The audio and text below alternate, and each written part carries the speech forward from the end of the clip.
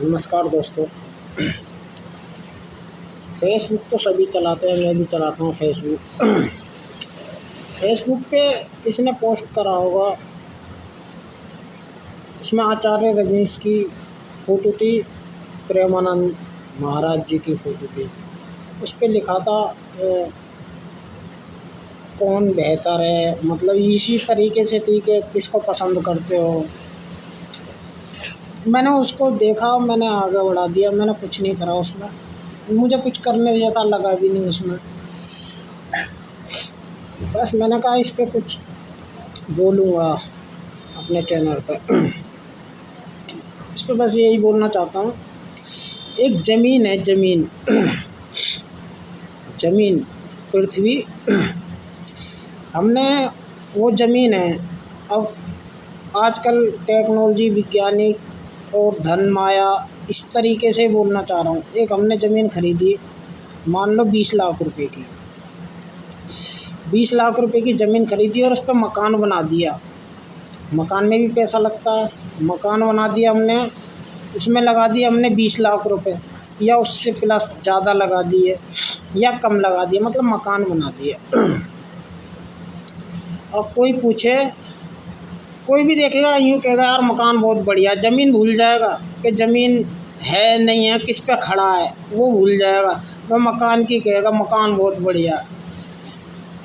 भाई ज़मीन मेन है, मकान तो ऐसे कितने बने हैं, कितने आए और कितने चले गए हैं, समझ रहे हो आप?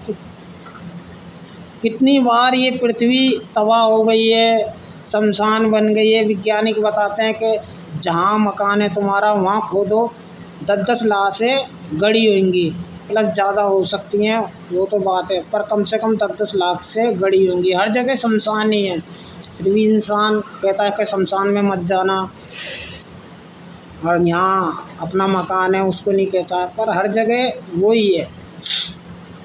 बस मैं इतना कहना चाहता हूँ, आचार्य रजनीश जी और प्रेमानंद महाराज जी सब अपनी अपनी जगह सही हैं, पर आचार्य रजनीश जी की तुलना प्रेमानंद महाराज जी से कैसे हो सकती है?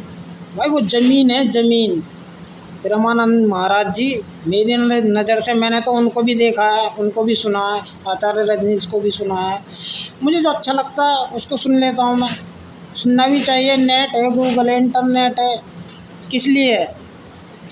अपना देख लो, समझ लो, जैसी बुद्धि हो, जैसा हृदय हो, समझ लो।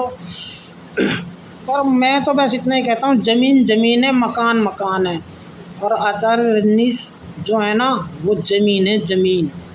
मकान उस पर कोई भी बना दे, कुछ भी कर दे, मैं ज़मीन की अहमियत रखता हूँ।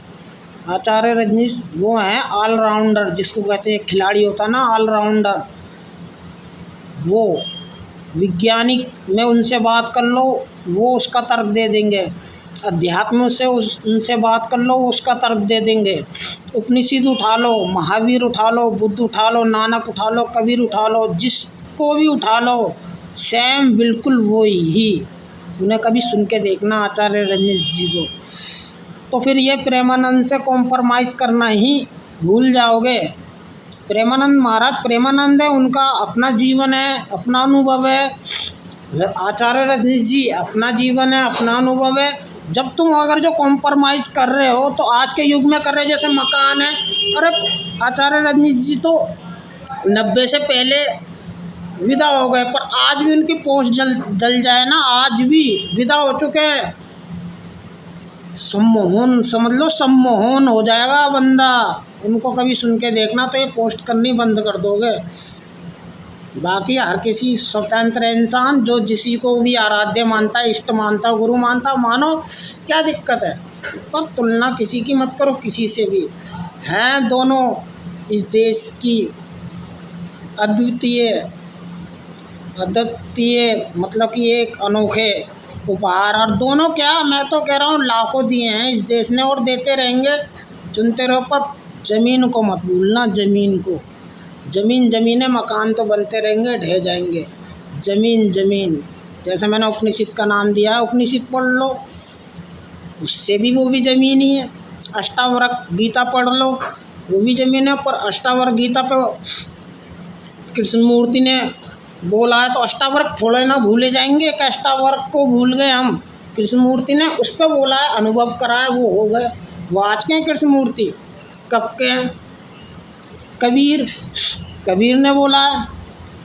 अब कबीर ने जो लाइनें, नानक ने जो लाइनें दी हैं, वो गोरखनाथ को देखो, उन्हीं में से निकली हुई हैं, समझोगे तो।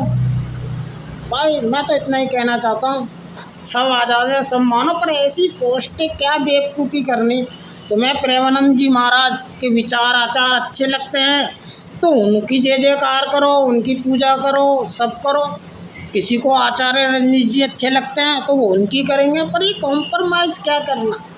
अब कॉम्प्रोमाइज़ करोगे तो जैसे कि एक शरीर के दो हाथ हैं तो एक उखाड़ना पड़ेगा तो विकलांग हो जाएगा। नमस्कार जी।